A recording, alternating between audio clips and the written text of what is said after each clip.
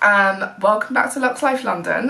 Today I wanted to kind of chat through my dinner experience at L'Enclume in Cartmel in the Lake District. So it's a 3 Michelin starred restaurant and my friends and I booked it many months ago.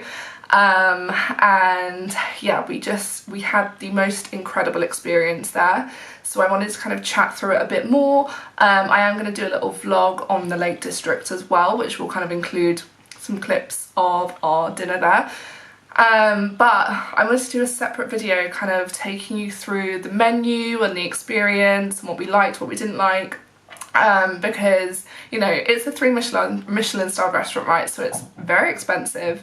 If you're thinking of going there or would like to go there, this might just be useful to kind of, I guess, figure out whether it's the best place for you to go, whether it's your kind of vibe and food, and whether it's worth the journey, because it's also a long way. Unless you're in the north of England, it is far away and far to get through it too, especially if you're overseas.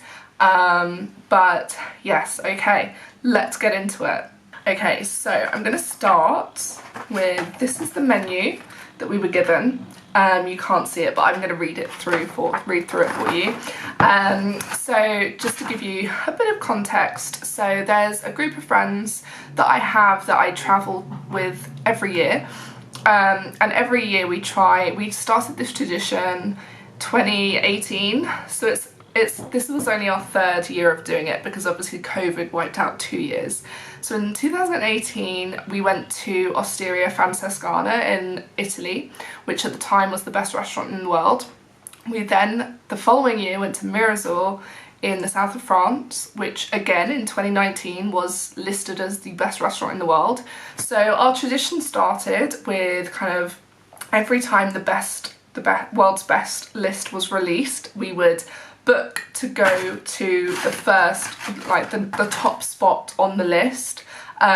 We would get a big table or 2 big tables, book them in, and then book flights and accommodation, and then we would go kind of in December time. So the list, I think the list comes out about June, in the summertime usually. And yes, we did that for 2 years, and then obviously COVID happened, so we had to stop doing that until things kind of got back to normal. And then earlier this year, they still weren't sure when the next list was going to be released. So we made the decision to, instead of waiting for the next list to be released, to actually book in at L'Enclume, because it was the only restaurant in the UK that kind of got 3 Michelin stars this year, as in, like, obviously there are more restaurants in the UK with 3 Michelin stars, but this was the only new restaurant to kind of receive 3 Michelin stars for the first time. So L'Enclume, it's been around for 20 years. Chef Simon Rogan is the creator of it, and it's kind of transformed this little village of Cartmel in the Lake District into kind of a foodie hub.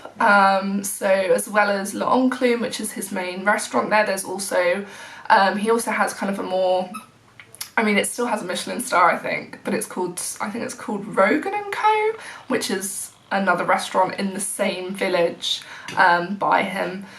And yeah, it's the cutest village. I keep hitting, like, my hand movements are far too erratic. I keep hitting this menu.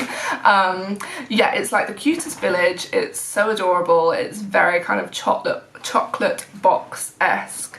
And just full of really cute restaurants and hotels and bars, and it just has such a great vibe to it. And like, most people who visit go there to either dine at L'Enclume or Rogan & Co, so everybody is like a massive foodie and everybody is kind of there for, I guess, the same reason.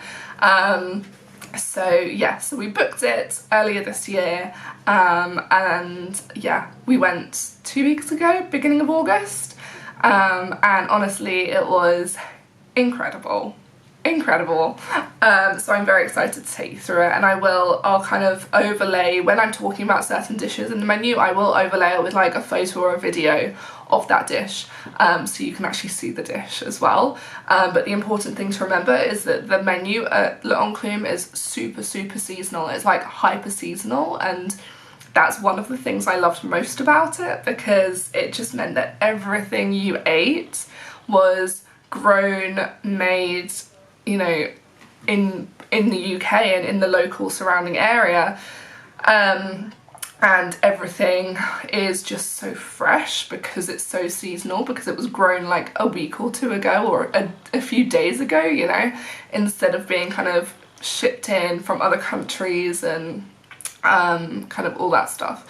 So let's get started. This video might be a little chaotic, just because I've never done a video like this before where I've kind of taken you through a menu. So I'm not really sure how it's going to go, but let's see if it works. Let me know in the comments if you think it does work or if it doesn't work. But I thought this would be a better way of doing it, because obviously at the dinner I just wanted to enjoy myself with my friends. I didn't want to be vlogging, so I took videos of the like the meal and the dishes, but I didn't explain it at all and didn't kind of say what each dish was. So I thought this would be a better way of doing it, so that I can kind of spend more time in front of the camera telling you what it all is and what we thought of each dish. Okay, so the first thing, actually I'll start from like the very beginning. So okay, so picture the restaurant. I'm gonna put a photo in as well, but picture the restaurant. It's in this beautiful old building that's hundreds of years old. It's this stone cottage that has been converted into the restaurant. You go through the front door, you're guided to your table, and it's very rustic inside. It's beautiful, it's been beautifully renovated.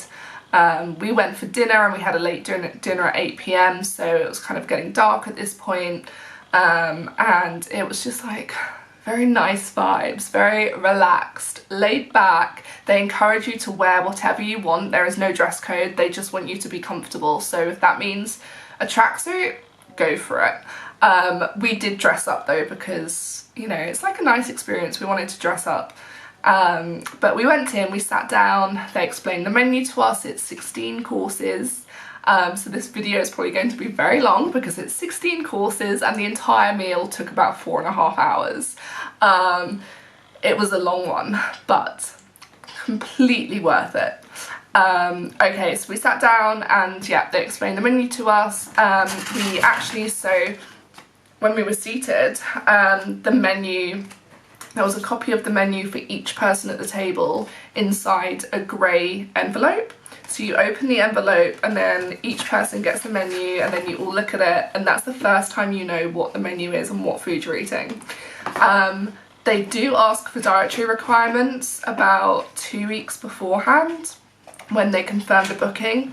And because quite a few people in our group don't eat pork or beef, they just avoided giving any of us pork and beef, which was completely fine.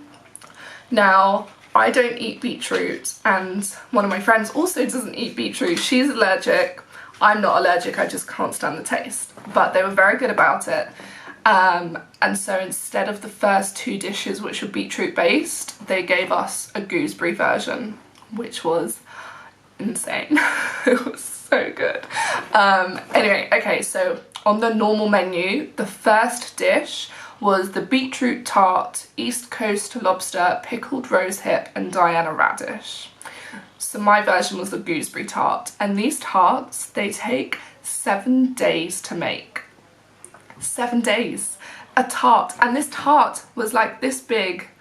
7 days each one takes to make because of the way the kind of the tart base is made, and the way it's kind of like cured, and I can't remember, it's not pastry though, it's made from like a vegetarian or vegan ingredient. I don't know how to describe it, but I was shocked that it took 7 days to make.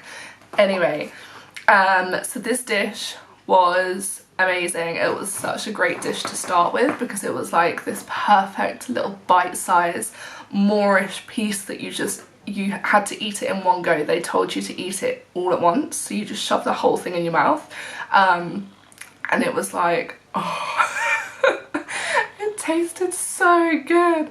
And then you followed it up with a kind of gazpacho.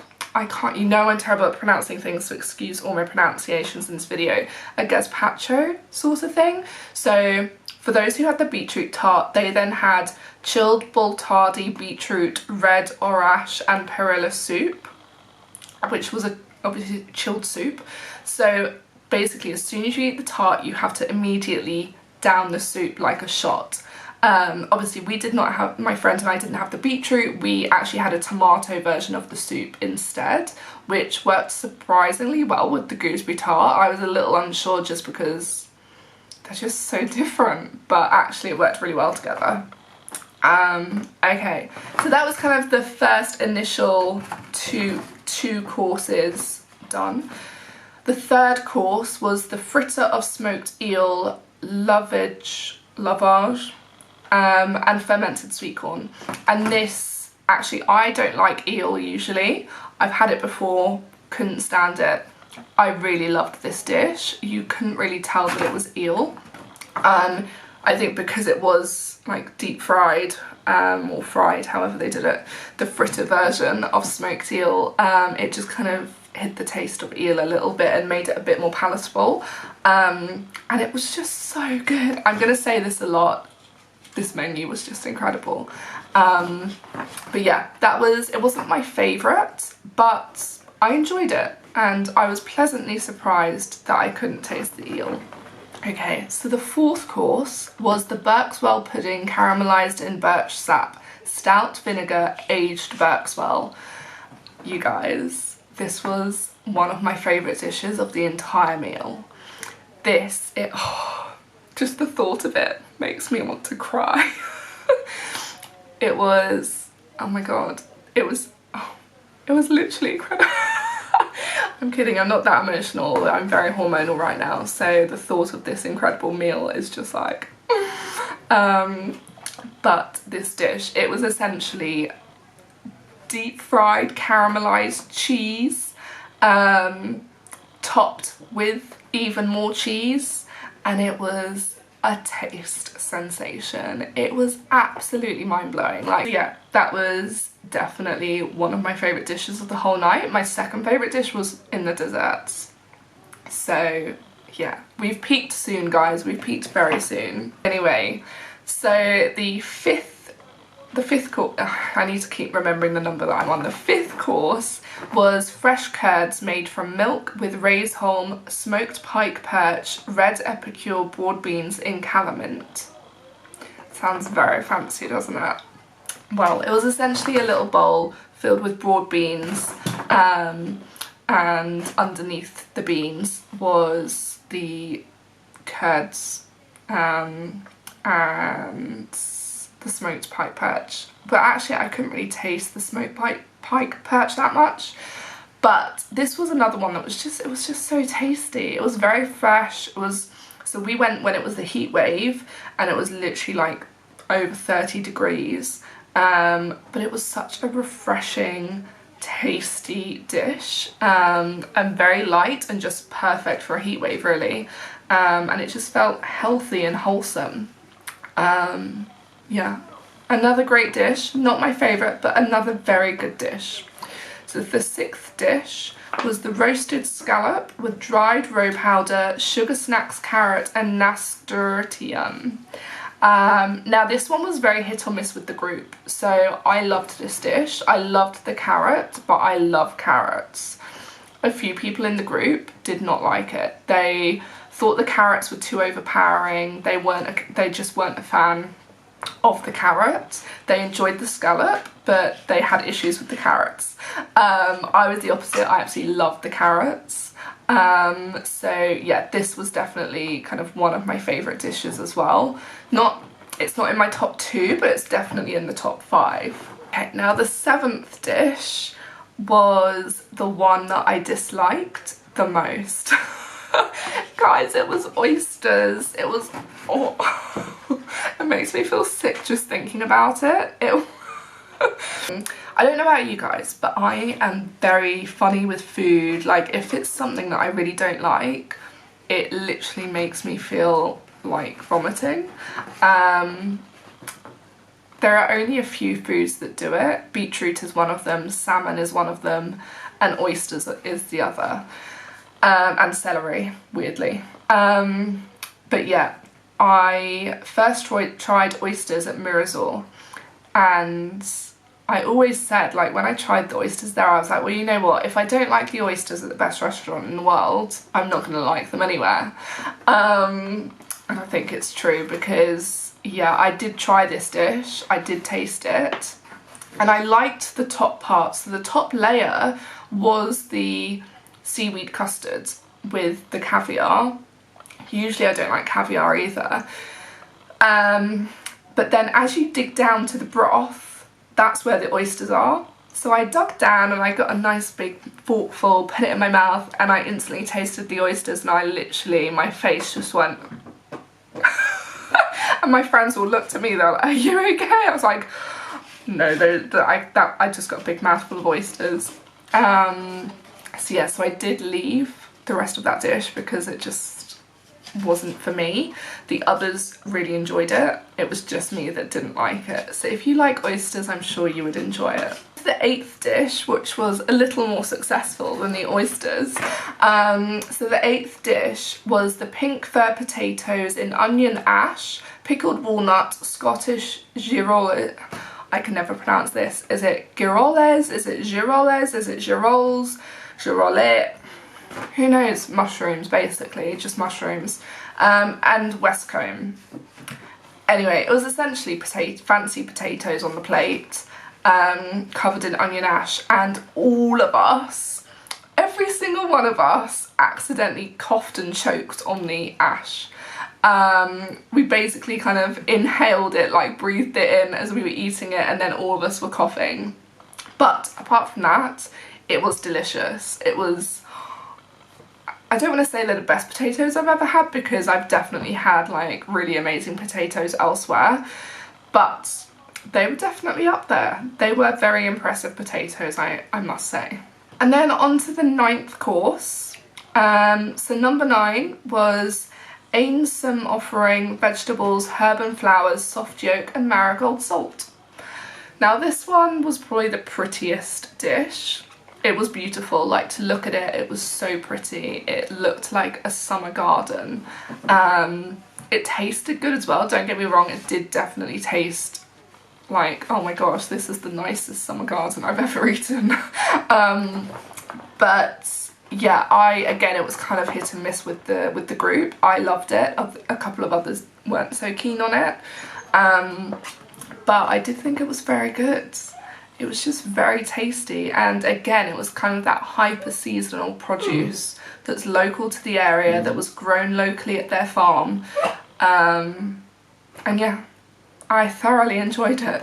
Okay, and then the 10th course. Oh, guys, it's fine, we're halfway through. We're more than halfway through.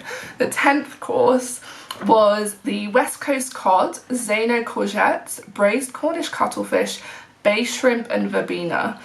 Again, this was just such a nice, light, refreshing dish, especially given the heat wave and how hot it was. I really enjoyed this, but it was at this point that I did start to feel quite full, and we still had 6 courses to go. So yeah, I was getting quite full at this point, and like obviously, even though each dish is so small, it all adds up very quickly to a lot of food. So yeah, you won't leave hungry, that's for sure. We all left absolutely bursting at the seams. But yeah, the West Coast cod, beautiful, chef's kiss, loved it, definitely up in the top 5 for me. And then the next, we had 2 lamb dishes. So I enjoy lamb. It's not my favourite meat. It's not one that I would actively choose to have over, say, chicken or beef. But I did enjoy it. But it was these 2 dishes that really kind of pushed my limit in terms of fullness. So I didn't finish. So the next 3 dishes I didn't quite finish because I wanted to save myself for dessert. So the next, hang on, what number are we on? 1, 2, 3, 4, 5, 6, 7, 8, 9, 10, 12, 11. So the 11th dish was dry aged Herdwick lamb loin from West Head Farm, fermented cabbage, sauce with fennel and ramson capers. And It was essentially a kind of lamb loin with, but it was a mini Sunday roast, you know, a very mini Sunday roast, and it was incredible. It was probably the best lamb I've ever had in my life, but it was very rich, very, very rich, which I think is what made me feel exceptionally full. And then the next course was summer kale leaves cooked in sheep's butter, lamb belly, truffle, lamb broth infused with summer savoury. And I was not a fan of this dish. It wasn't one of my favourites. I did leave most of it just because I wanted to save myself for dessert. I was a little bit disappointed and sad that kind of the last savoury dish was not for me. But it's fine. I had a good run. I loved all the fish dishes, so yeah, that was fine. And then next up was kind of that palate cleanser in between the savoury and the desserts. So the 12th dish, which was, no, is it 12? Let me count again.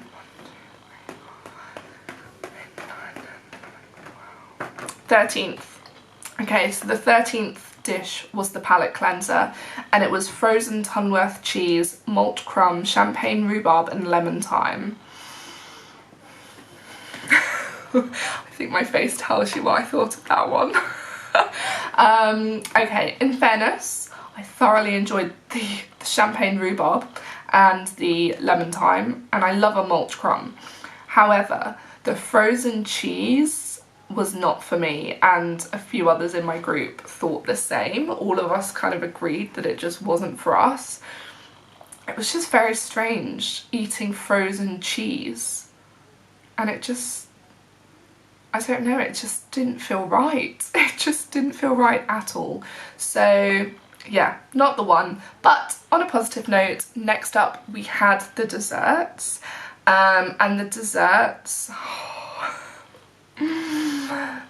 you guys, the desserts were good, like good. They were, oh, they were amazing. Amazing, good, incredible doesn't do them justice. But there was one that I wasn't a fan of, but the rest loved. Anyway, so first we had blackberries, muscovado and sheep's yogurt with fragrant cream and herbs. This was delicious. I was very surprised because usually I don't like sheep's yogurt or sheep's cheese or anything like that. Similar to like goat, I don't like goat's cheese either. And it was amazing. It was so delicious. Absolutely loved it. Brilliant. Could have eaten another one, to be honest, even though I was very full. And then next up we had the Anvil, which was an anniversary special dessert because they were celebrating their 20th anniversary this year. So that was a caramel mousse with their own miso, apple and spruce. That dish was in my top two, along with the cheesy dish at the start. This Anvil dessert was just mind-blowing. It was one of the tastiest things I've ever eaten. All of us were blown away by it, and yeah, very, very good. Okay, quick memory card change because I managed to just fill my other one up. Okay, so we were on desserts. So yes, the Anvil, amazing. It was just incredible.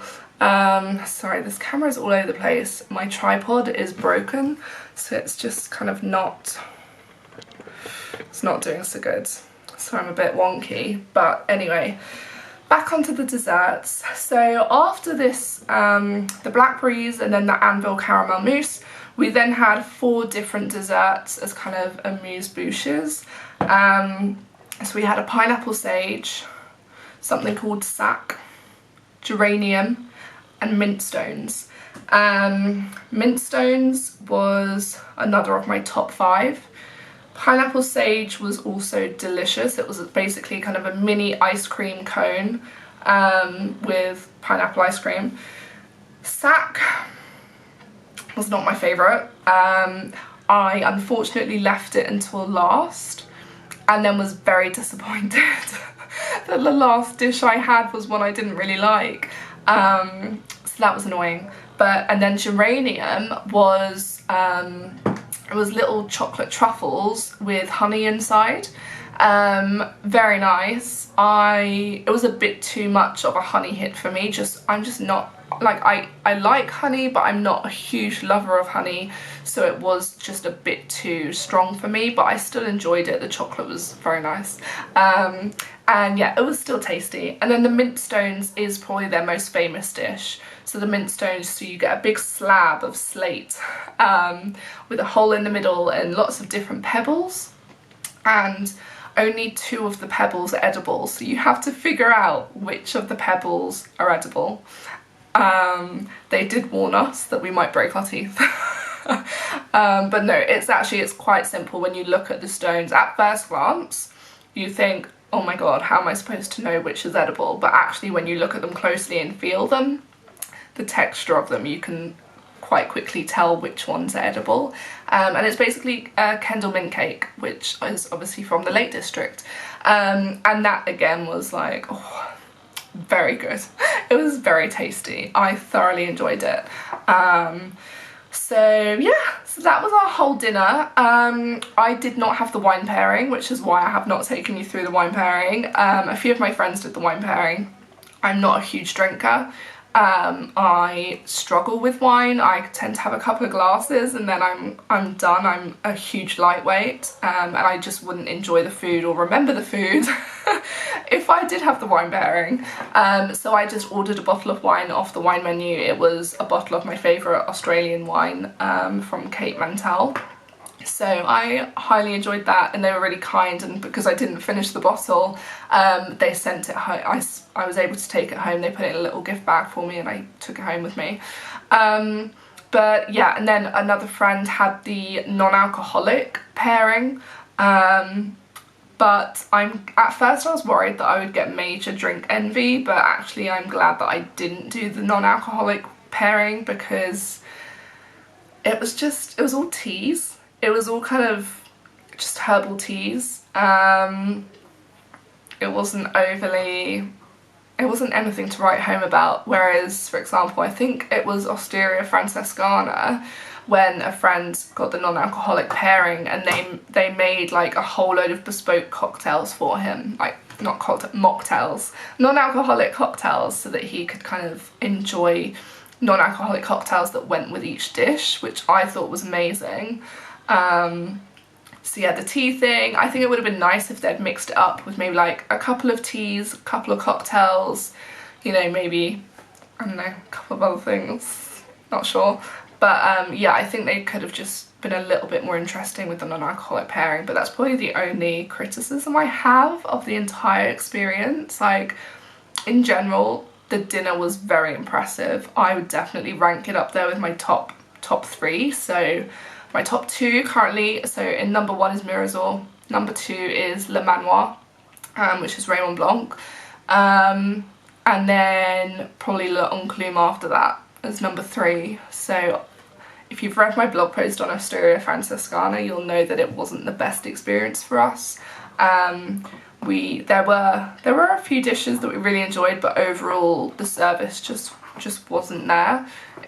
We didn't have a good experience, and there were kind of a few dishes that were a bit not really my thing. So yeah, L'Enclume definitely up there in my top 3.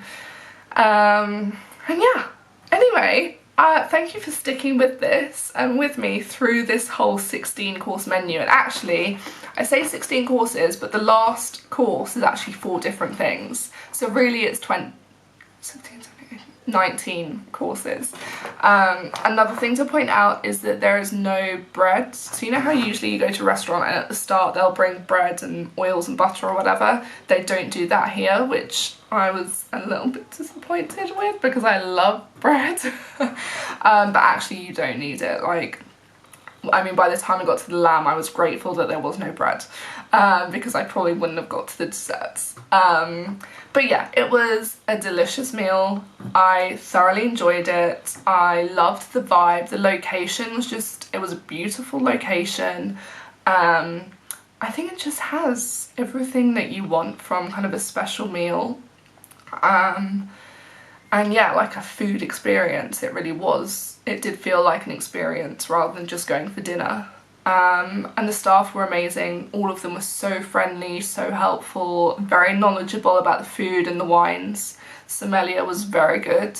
And yeah, I really enjoyed it. So if you're thinking about going, please do go. The menu changes constantly depending on what is in season at that time, so you will likely have a different menu to this one, but I hope it's kind of given you an idea of the sort of food you might get, the sort of food that they create, and the quality of it and the whole experience. So yeah, I just hope that's helped and been interesting. And if you've been there, drop a comment down below, let me know what you had to eat, what was your favourite thing. If you haven't, tell me what your favourite restaurant is and I'll add it to my list, even if it's like some little hole in the wall somewhere. My nan recently actually came to me and was like, you know what, I've recently discovered. I was like, oh, what? Greg's. She's only just discovered Greg's sausage rolls, and the way she was telling me about her first Greg's sausage roll experience was amazing.